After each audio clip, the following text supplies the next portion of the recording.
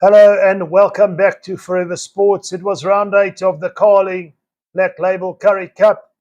It was the Lions away to the Cheetahs in Bloemfontein, and it was the Lions who came up triumphant by 38 points to 21 with the stellar, simply sensational display in that first half, barring that late try from the Cheetahs on the stroke of half time. It was 4 unanswered tries the Lions got to take the lead at one stage by 26 points to 0.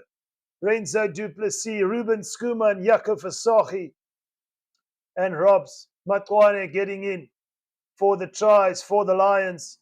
It was on the stroke of half time, of course, that Corne Fourie got a try from that driving maul 5 meters out from the Lions try line just before half time to put them on the board. But the Cheetahs were always chasing the game, one feels, giving away successive penalties, and then Cade Volhuta punishing them with some wonderful kicks into touch, gaining some net territory for the Lions and putting them in the right positions. Of course, with those 4 tries, it was only 5 visits into the opposition's 22 where they converted that into tries. 3 of the 4 tries were converted from the Lions in that first half. 1 solitary try and conversion from the Cheetahs to take it to 26 points to 7 at half time. The Cheetahs, of course, will be ruining their missed opportunities. They had more running meters, they had the possession, they had the territory.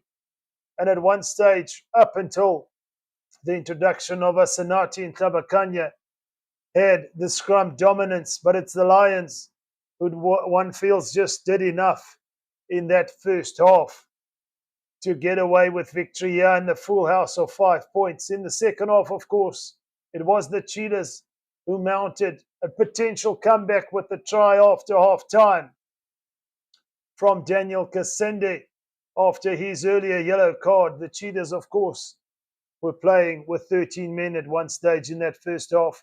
Came back in the second half. Once it started, Daniel Kasende made amends, and the Cheetahs were up to 26 points to 14. The Lions, of course, then responded with a try from Renzo Duplessis, his second of the night, to take it up to 31 points to 14. The Cheetahs did respond via Vernon Paulo, the introduction off the bench for the hooker. Robust as ever, going over from a driving maul, breaking away and scoring to take it up to 31 points to 21. And then at crucial moments, one feels the Cheetahs just let it slip. Vernon Paulo had an opportunity to score a second try, but just a double movement because his knee touched the ground, in effect, gave the Lions a penalty and an opportunity to clear. And then, as I said, Asanati and Tlabakanya then started to put the pressure on the Cheetah scrum. The Lions started to gain ascendancy, and the Cheetahs just not able to get close to the Lions' try line. There was a try late on from the fly-off of the Lions, Cade Volhuta, who had been kicking well all night out of hand. Couple of misses in terms of his kick at goal, but got the try that put the Lions up to 38 points, converted his own try, and that was the game set and match for the Lions, solidifying their place in second spot. Of course, they host the Blue Bulls next weekend at Ellis Park, which would be a crack of a game on Friday, which sets us up for Saturday's game between the Springboks and New Zealand, no doubt. That's the game all our eyes will be glued on from around the world. So tune in here on Forever Sports.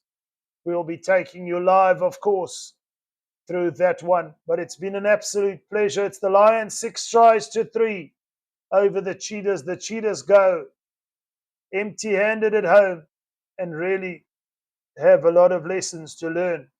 Having the possession, having the territory, having the run meters, but the Lions just doing enough, one feels, in that first half to close this game off at 38 points to 21. A victory away from home, a full 5 points a full house in Bloemfontein. The Lions in second spot, the Bulls at the top of the table, the Sharks in third, and it's the Cheetahs who are in fourth spot now, with the Pumas and the Griffins still to play, of course, tomorrow to close off round 8. After this, of course, just 2 rounds to go before we close in on the playoffs. And that game, of course, next week, Friday, between the Lions and the Bulls is going to be the curtain raiser, one feels, for that epic clash between South Africa and New Zealand in the Rugby Championship. From myself, Roots, here at Forever Sports.